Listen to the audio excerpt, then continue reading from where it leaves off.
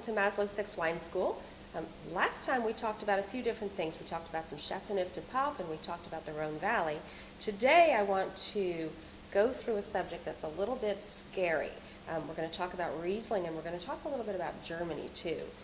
Most people I find are a little bit scared of Riesling because of, well, there's the tall bottles here, and there's a connection with Riesling that used to be here in the United States, and not a bad Riesling at all, but people tend to think they're going to be sweet and they're going to be a little cloying and they're not going to like them. And the truth is there's a huge variety within Riesling that is fun to explore. One of the reasons I really love Riesling, it's beautiful and intense.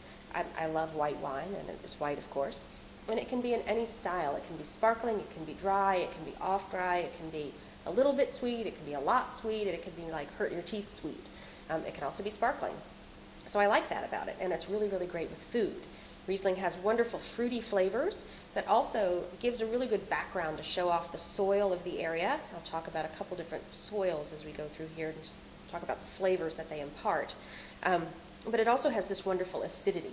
And acid sounds kind of like a bad thing. You think about getting heartburn or acid reflux. Well, acid in wine gives it brightness and freshness, and it's like a little squeeze of lemon over everything. It just lifts it up a little bit. And there's a lot of acid in food that you don't think about, and when you have acid in wine, it makes this beautiful marriage on your palate, and you don't even notice it exists. So here we have 8 different Rieslings, and one something that's just a little bit different I thought I'd throw in for fun. Now these are all Riesling. You're going to notice some differences here as you look across the labels, and of course there's some differences here between the producers, so they all look a little different.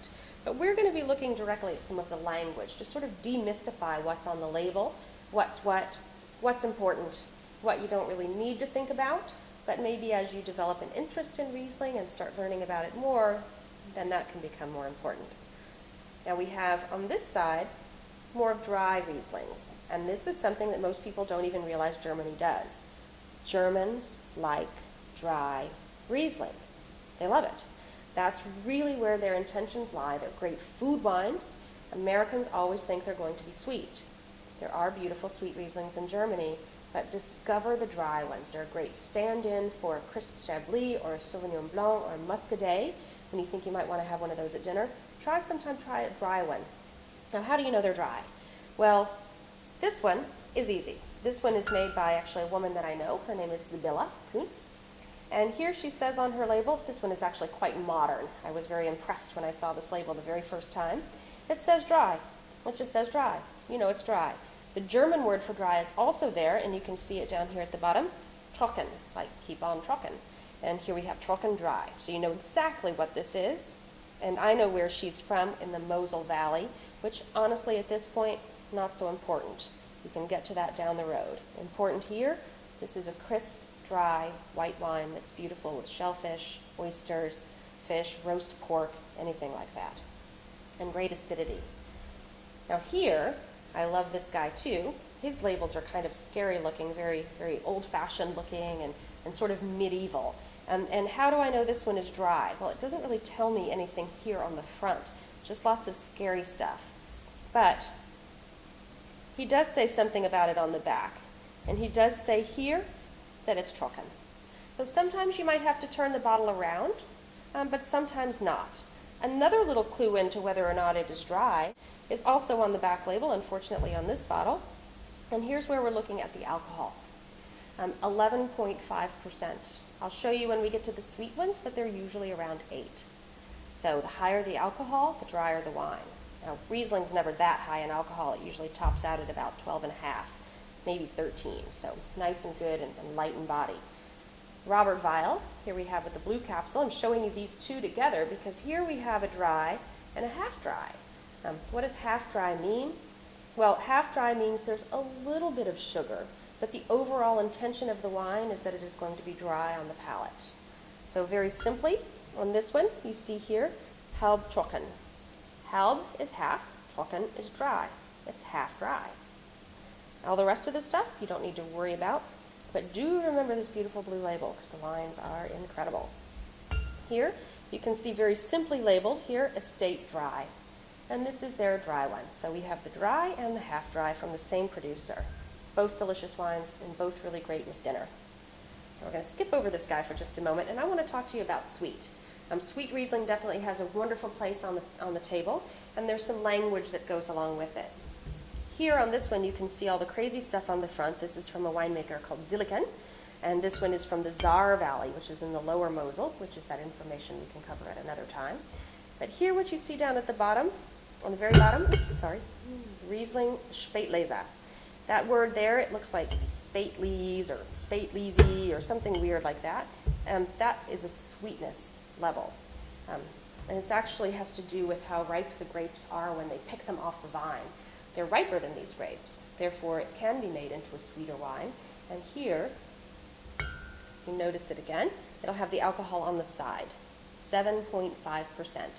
That's another good clue in that this wine might be a little bit sweet. And in fact, it is.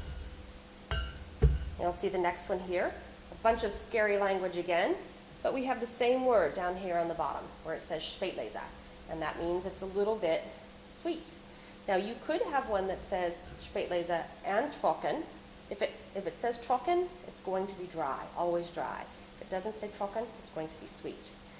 These two we have here, these are Auslese from two different producers. So you can see Auslese at the bottom here and Auslese on the bottom here. And these are going to be sweet. The rest of that crazy information you don't need to worry about when you first start discovering Riesling. Some of those crazy words down at the bottom, especially when we get into these sweet ones here, can add some dollars to the price tag. And in terms of price, these are kind of all across the board. So we have from the inexpensive ones in the $20 range, $20 to $25 range. Robert Weil, because he is a very well-noted producer, can charge a little bit more, and these tend to be just a little bit more expensive. And when we start moving up the sweetness scale, pricing kind of goes up as accordingly. Unfortunately, but the great thing about German Riesling is it's usually pretty cheap.